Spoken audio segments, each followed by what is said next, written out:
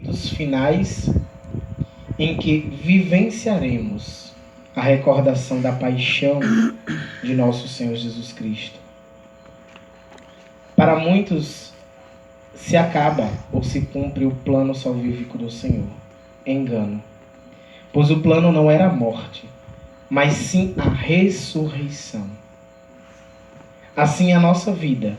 Passamos pela morte diária, pelo sofrimento da carne, onde diz a própria carta de Tiago que as tribulações e as adversidades nos conduzem a uma fé perfeita. E assim nos é trazida na meditação de hoje que contemplamos esse ciclo quaresmal. Nos leva cada vez mais profundamente a contemplarmos a glória de Deus. No domingo passado, o Senhor colocou para que cada um de nós pudéssemos analisar o templo que temos, a igreja de Cristo, que somos nós. Não essa estrutura de tijolos e cimento, mas o nosso interior, no qual dizemos em cada celebração que nos tornamos templos e sacrários do Espírito Santo. E hoje, na primeira leitura de Crônicas, ele veio justamente relembrar a passagem em que o próprio Jesus fez toda a limpeza do templo, retirando tudo aquilo que era comercializado e tornava a casa do Senhor um espaço sujo e longe da presença e do querer de Deus. E ele nos convida, mais uma vez, neste quarto domingo quaresmal, a analisarmos o nosso interior, esse templo de Deus, como ele está. Como estamos organizando, limpando o templo e a casa do Senhor Jesus. E passa por esse salmo belíssimo, em que ele vem dizer que Deus é misericordioso a cada segundo de nossas vidas. Que ele é o Deus do impossível. Que é o Deus que fez abrir o mar vermelho, mas que também derrotou a Faraó e ao seu exército. É o Deus que nos coloca na condição de vitoriosos em seu nome. E que com a carta aos Efésios nos faz contemplar com magnitude antes do Evangelho o plano salvífico de Deus.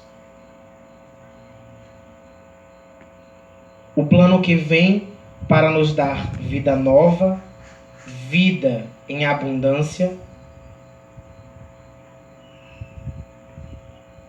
vida sem medo, sem máculas. Mas vida essa que nos é ofertada, mas que não nos é obrigada a vivenciarmos. Como eu sempre tenho dito, o Senhor não é um Deus atrevido que arromba a porta do nosso coração para se fazer presente. Mas Ele coloca todas as cartas na mesa de como podemos e devemos viver. E em Efésios, na carta de Paulo aos Efésios, ele nos traz do pecado para a salvação na graça. E ele começa dizendo: meu Deus, sendo rico em misericórdia por causa do grande amor com quem nos amou, e estando nós mortos em nossos delitos, nos deu vida justamente com Cristo. E como temos utilizado a vida que Cristo nos dá? A gente coloca todo início de encontro, de comunhão, que queremos estar diante da graça de Deus e para isso nós suplicamos a Ele o perdão. Perdão não pela graça de nós mesmos, mas pela graça de Deus. E tudo isso para que a gente não venha se gloriar. Como temos usado o nosso cheque em branco da nossa vida? Nosso cheque em branco da salvação. O que temos feito com o templo e sacrário vivo do Espírito Santo de Deus? Quais são os delitos diários que têm nos afastado da graça de Deus? Quaresma é esse tempo de reflexão. E o Evangelho, uns evangelhos passados, o Senhor nos levou na condição de cordeiros e nos perguntou que tipo de cordeiro nós somos e ofertamos ao Pai. Puros, sem máculas, ou sujos, e que tentamos nos camuflar. Perguntou também se nós tínhamos a coragem que Abraão teve em ofertar seu único filho a Deus. O que nós temos ofertado corajosamente no nosso dia a dia ao Senhor? Será que temos andado na verdade? Será que temos buscado a verdade de Deus? Ou será que temos tentado camuflar as nossas vidas e o nosso louvor a Deus? Como sempre tenho dito, a igreja sempre está cheia de pessoas para esquentar bancos. Mas o Senhor espera corações quebrantados pela graça de Deus.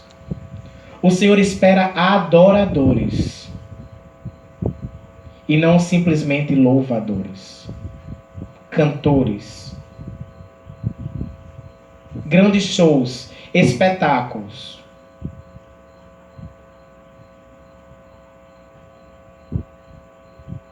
E Ele faz justamente isso e nos leva a essa reflexão para mostrar nos séculos vindouros e a todo momento a suprema riqueza da graça de Deus e em bondade para conosco. É pela bondade que o Senhor tem por cada um de nós que Ele nos leva a refletirmos sobre o seu plano salvífico neste dia.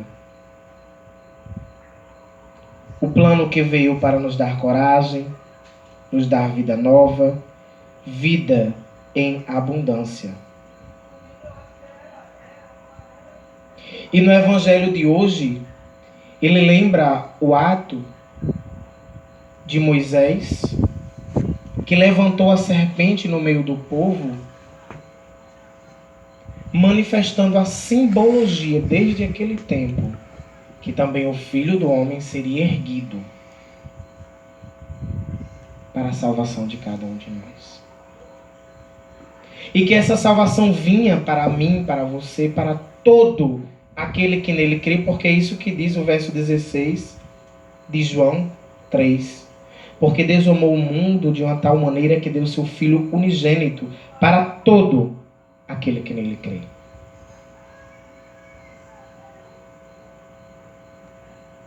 Ele não faz uma condensação em classe, nem em grupo. Todo. E ainda diz que o julgamento é este, que a luz veio para o mundo e aos homens, para que amarem. Aqueles que amarem a luz, ficarão e permanecerão na luz. E a luz não se junta com trevas. Por isso eu digo, igreja, não podemos servir a dois senhores. Não podemos servir ao homem, ao mundo e a Deus.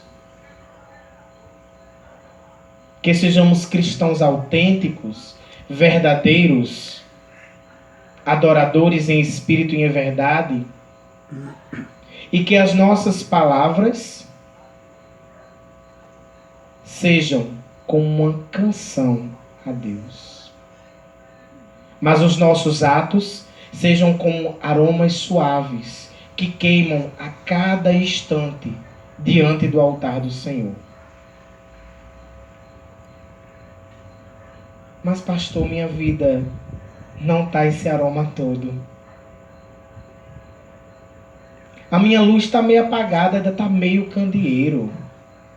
Mas Deus nos dá a oportunidade todos os dias para reconhecermos a nossa pequenez e nos colocarmos diante da graça de Deus.